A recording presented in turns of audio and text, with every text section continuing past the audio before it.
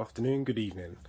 My name is Skill and I'm here to unbox the DSPIAE T1 Glutton, the sanding dust collector. So let's get to the unboxing.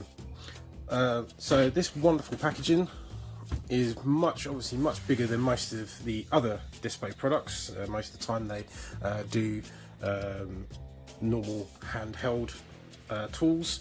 This one is obviously a much larger desk-based tool. So as you can see, we've got quite a significant amount of packaging here, as well as side instructions around the actual what's inside. So what we expect to get in here is the actual dust collector itself, removal cloth, user manual, removal brush, and power adapter with various different connectors. So let's get to unboxing this. So if we slide off our element there, again, a lovely presentation. The box makes you feel rather premium, and obviously a nice little thank you.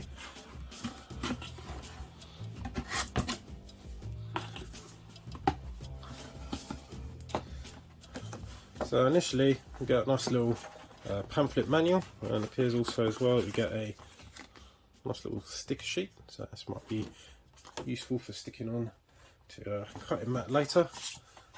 So the top half of the instructions appears to be potentially in Chinese, and then the bottom half is in English. So we're hopefully going to try and go through some of these bits of instructions, and in potentially part 2 I will go through the actual maintenance and cleaning, because this is the area of interest that I've had with buying this, is basically maintaining this for long-term use. So I'm hoping this is something that will last for many years, rather than it something that is a temporary stopgap.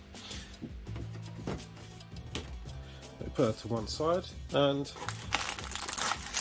so here we have our dust cloth. This looks to be the same anti-static dust cloth that DSPIAE sells separately. Yep, feels exactly the same. So I believe you can buy these separately. Very good for collecting dust off any of your files while you're sanding. So it's a welcome extra addition as well. I believe this is the dusting brush. Again, this looks very, well, actually almost identical to the gum primer dust brush as well. So I need to wire that on. So put that back in there, and then our various different adapters. Obviously, being in the UK, I want to go for our 3-pin one. So there's our actual plug, and let's see what the instructions say. So we put it on one direction and turn clockwise. Oh, who'd have thought it? Put it on this way around, and then turn it around. The actual charge is actually this way around, not this way. So at least that's problem solved there. So let's also open up. This is our, need to see how long this cable actually is.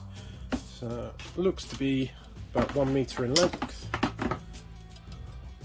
So enough to hopefully plug this in underneath my desk and have this actually in a reasonable position on the desk.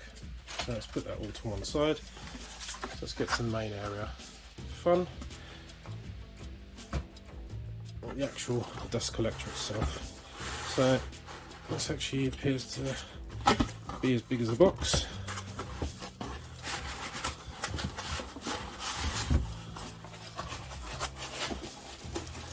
So let's put that to one side. There we go. Then we can see what's inside.